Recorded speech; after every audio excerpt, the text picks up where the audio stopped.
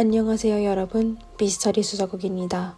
오늘은 캐나다에서 발생한 사건을 소개해드리겠습니다. 기이하게 실종된 아름다운 소녀는 결국 끔찍한 참변을 당하게 되었습니다. 그녀는 아마 스릴러 영화에서만 볼 수 있는 거의 모든 장면을 겪었는데 그야말로 현실이 영화보다 더 잔인했습니다. 이제 막 18살이 된 소녀 로리 하체는 캐나다 오샤와에서 태어나 자랐습니다. 그곳은 토론토에서 불과 60km 떨어진 작은 도시였습니다. 로리의 이름을 대면 그녀의 가족과 친구들 외에 아는 사람이 별로 없겠지만 그녀의 할아버지와 외삼촌은 캐나다 아래 조직에서 매우 유명한 존재였습니다. 그녀의 할아버지는 옛 오토바이 갱단의 창립자 중 한 명이었고 외삼촌은 세계적으로 유명한 오토바이 갱단인 헬스 엔젤스의 선임 멤버였습니다. 이러한 가정 환경에서 자란 로리는 결코 평범한 소녀로 자라지 못했습니다. 그녀는 고등학교 때 학교를 자퇴하고 가출하여 거리에서 노숙 생활을 하기 시작하였습니다. 돈이 부족할 때는 그녀는 심지어 몸을 팔아 돈을 벌기도 했습니다. 결국 로리는 미래가 보이지 않은 생활에 지쳐 정상적인 삶을 살기로 결정하여 안정한 직장을 구하고 또 아파트를 임대하여 열심히 일하기 시작하였습니다. 모든 게 점차 나아지던 중 운명은 다시 이 소녀에게 큰 고통을 겪게 하였습니다. 2017년 8월 29일 로리는 출근하지 않았는데 그녀의 동료와 가족은 그녀와 연락할 수가 없게 되어 경찰에 신고하였습니다. 그녀의 실종에 경찰은 몇 가지의 정기조사를 했지만 그녀의 행적은 찾을 수가 없었습니다. 이에 사람들은 로리가 또 이전의 생활로 돌아가 시간이 지나게 되면 언젠가 다시 가족에게 연락할 것이라고 추측하였습니다. 이렇게 경찰과 로리의 가족은 우선 기다려보기로 결정하였습니다. 그러다 2주 후인 9월 11일에 이른 아침에 70대 노인과 11살의 손자와 같이 오샤항에서 배를 타고 낚시를 하고 있을 때 근처의 해면에 하얀 물체가 파도에 따라 떠 있는 걸 보게 되었습니다. 그들은 이상해하며 그 물체를 향해 배를 몰고 가 자세히 확인하려고 하였습니다. 점차 가까이 가게 되자 노인은 그 물체가 무엇인지 깨닫게 되어 그는 단호하게 배를 멈추고 호기심이 많은 손자를 배 안으로 끌어들인 후 경찰에 신고하였습니다. 현장에 도착한 경찰은 해면에서 한 여성의 몸뚱아리를 건져냈습니다. 그리고 다른 신체 부위는 없어 피해자의 신원을 확인할 수 없게 되었습니다. 실험실로 옮겨진 피해자에 대해 부검한 결과 법의학자는 그녀가 임신했다는 사실 외에 아무런 유용한 정보를 찾지 못하였습니다. 그러다 2달 후에서야 DNA 검사를 통해 피해자가 바로 8월 말에 실종된 로리라는 걸 알게 되었습니다. 그럼 이 불쌍한 소녀에게 도대체 무슨 일이 있었던 걸까요? 그리고 그녀의 다른 신체 부위는 대체 어디에 있었을까요? 경찰은 감정으로 인한 보복과 집단 보복 등의 면에서 조사하기 시작하여 여러 용의자에게 면밀한 조사를 진행했지만 결국 아무런 단서도 찾지 못하였습니다. 그러다 몇 주 후에 2명의 배관공으로 인해 사건은 결국 풀리게 되었습니다. 2017년 12월 29일 오샤와의 맥밀린 거리에 있는 한 아파트의 집주인이 배관 회사에 연락하여 한 세입자의 하수구가 뭔가에 막혔다고 뚫어달라고 하였습니다. 2명의 배관공이 그 아파트에 도착하여 점검한 결과 1층에 하수구가 막히지 않았는데 오물이 계속 올라나오는 걸 봐 아마 더 아래층의 지하실에 문제가 있다는 걸로 추측하여 그들은 지하실의 방문을 두드렸습니다. 문을 연 사람은 그곳에서 13년 동안 살았던 아담 스트롱이라는 뚱뚱한 남자였습니다. 처음 아담은 배관공의 출입을 거부했지만 집주인과 통화한 후 싫었지만 여전히 그들을 집 안으로 들였습니다. 아담의 집안은 마치 쓰레기장 같았습니다. 온갖 잡동사니와 생활 쓰레기가 좁은 지하실에 쌓여 있어 들어가기조차 힘들었습니다. 그리고 방 안에는 악취가 가득 차 있었는데 하수 처리를 하는 배관공마저 견딜 수가 없었습니다. 2명의 배관공은 악취를 참아가며 하수구 청소를 시작하였습니다. 그러다 하수구의 깊은 곳에서 아주 단단한 무언가에 박혀있는 걸 발견하게 되어 열심히 뚫기 시작하였습니다. 그 당시 아담은 불안한 표정으로 그들을 지켜보며 초조한 목소리로 그들에게 하수구에 뭐가 막혔냐고 물었는데 두 배관공도 무엇인지 모른다고 하였습니다. 그러다 준설 파이프를 따라 고기 같은 물질이 흘러나오더니 2시간 동안 계속 나오게 되었습니다. 하지만 하수구 안에는 더 많은 물건이 막혀 있는 것 같았습니다. 이때 아담은 다시 그들에게 다가가 또 뭐가 막혔냐고 물었습니다. 배강공은 이미 뭔가 잘못됐다는 걸 느끼게 되어 휴대폰으로 몰래 사진을 찍어 상사에게 보냈습니다. 배관회사의 상사는 그런 상황을 본 적이 있었는지 바로 배강공에게 문자로 뭔가 이상해, 좀 더 자연스럽게 행동하고 일단 이유를 찾아 당장 나와 라고 지시하였습니다. 이렇게 두 배관공은 아담에게 이렇게 작업하다가 날샐 거라며 다음날 더 강력한 장비를 들고 와 바로 뚫어야 하겠다고 하며 퇴근 준비를 하였습니다. 그들은 정비도구를 치우며 하수구에서 꺼낸 고기 같은 물건을 쇼핑백에 담아 아담의 집을 떠났습니다. 아담은 아주 기뻐하며 그들을 보냈으며 배관공은 아파트를 나오자마자 바로 경찰에 신고 전화했습니다. I'm a plumber and I'm on site for a job. We're snaking a drain, and we've been pulling back. We probably pulled back about 10 pounds, 15 pounds of it looks like flesh type of stuff, meat. And we started to snake, and we've been working at it for 3-4 hours now, right? Oh, okay. And we can't get it clear, but we keep pulling back chunks of whatever the hell it is. 경찰이 도착하자 그들을 기다리고 있던 배관공이 쇼핑백을 그들에게 건네주고 바로 승용차로 운전하여 떠났습니다. 경찰은 쇼핑백 안에 내용물을 확인한 후 바로 지원 전화를 하여 4명의 경찰이 추가 투입하여 같이 아담의 집 문을 두드렸습니다. 아담은 문을 열고 경찰을 보게 된 후 깜짝 놀라게 되었지만 바로 침착해졌습니다. 경찰은 그에게 하수구로 무엇을 버렸냐고 물었으며 쇼핑백을 꺼내들었습니다. 예상외로 아담은 경찰의 추측이 맞다며 쇼핑백 안에는 한 여성의 신체 부위가 들어있다고 하고 나머지 부위는 냉장고 안에 있다고 하였습니다.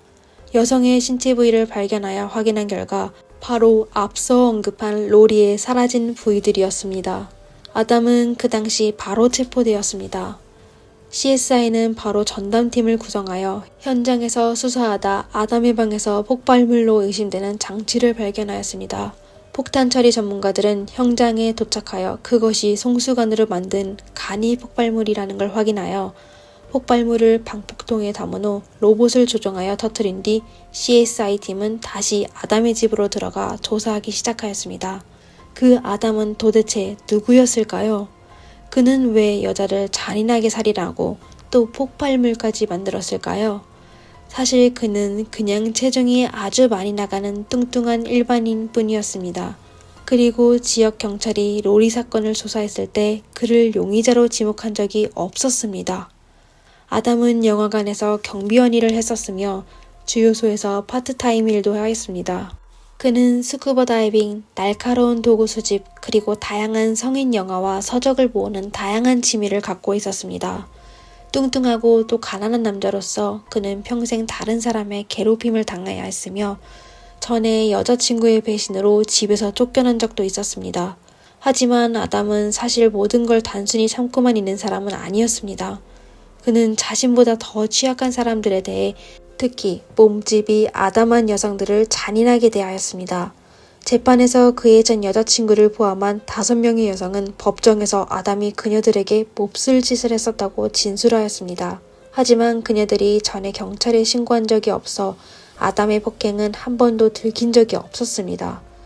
그리고 이번 사건이 발생하기 전에 아담이 일으킨 유일한 문제는 그가 맥밀런 거리에 있는 아파트에 거주하고 있을 때 집안에 쓰레기를 너무 쌓아도 집주인을 화나게 한 건데 왜이서인지 집주인은 아담을 쫓아내지 않고 10년 넘게 지하실에서 살게 하였습니다.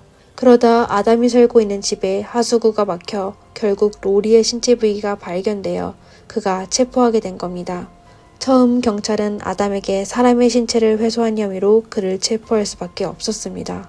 피해자 로리의 몸에 타박상은 많았지만 시간이 오래 지나 그녀의 숨진 이유를 확인할 수가 없어서 그리고 아담은 경찰의 신문에 아주 교활하게 로리의 몸을 토막낸 사실은 자세히 설명했지만 그녀가 어떻게 숨지게 되는지에 대해서는 아무 말도 하지 않아 경찰 수사에 어려움을 줬습니다.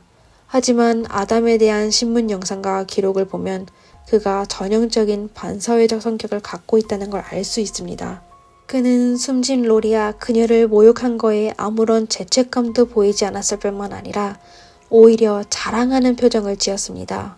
경찰이 그에게 본인의 범행에 후회한 적이 있냐고 묻자 그는 하수구가 이렇게 쉽게 막힐 거라는 거는 생각하지 못한 거에 후회된다며 그렇지 않으면 본인의 범행은 절대 들키지 않았을 거라고 진술하였습니다.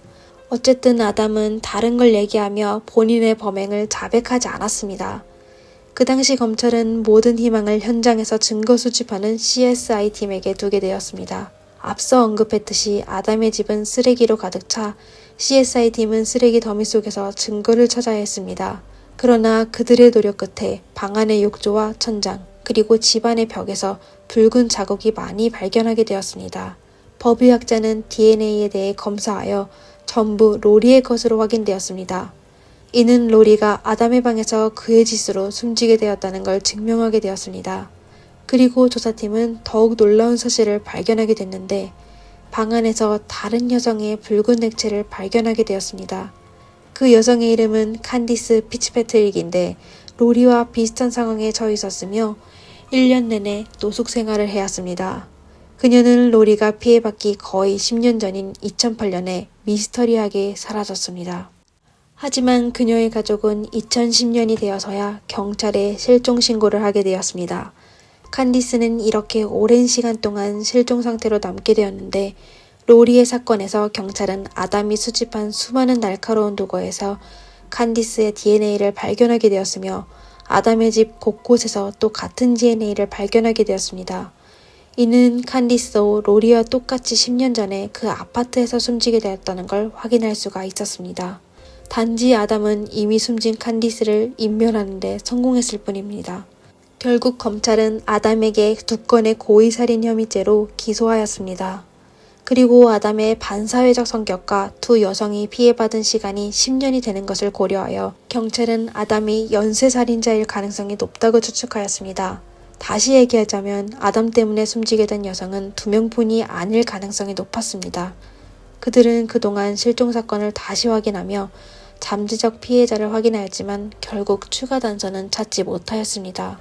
2020년 9월에 아담에 대한 재판이 시작되었는데 검찰은 아담이 18세와 19세 정도의 피해자를 돈으로 유인하여 자신의 아파트로 데려간 후 강제로 관계를 맺는 과정에서 2명의 여성을 해친 후 끔찍한 방법으로 그녀들을 살인했다고 하였습니다.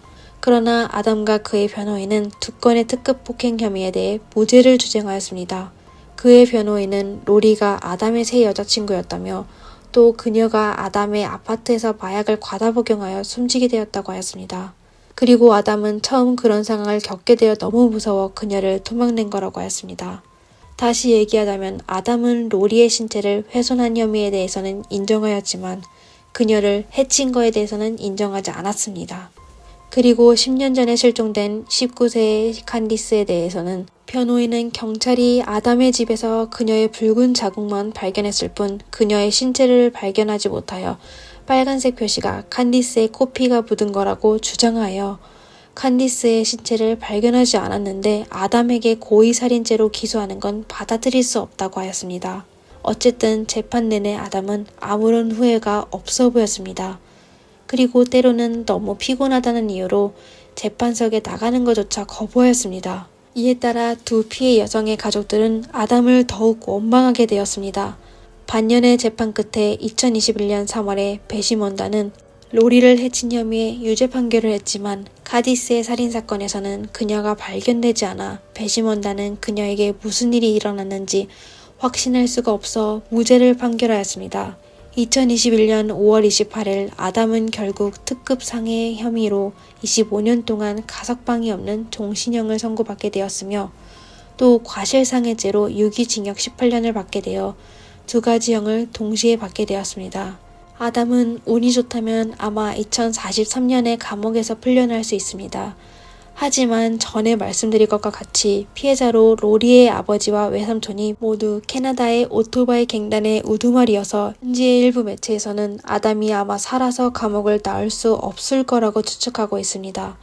그가 결국 어떻게 될지는 아마 지켜볼 수밖에 없겠죠. 오늘의 사건은 여기까지입니다. 감사합니다. 이상 미스터리 수사국이었습니다.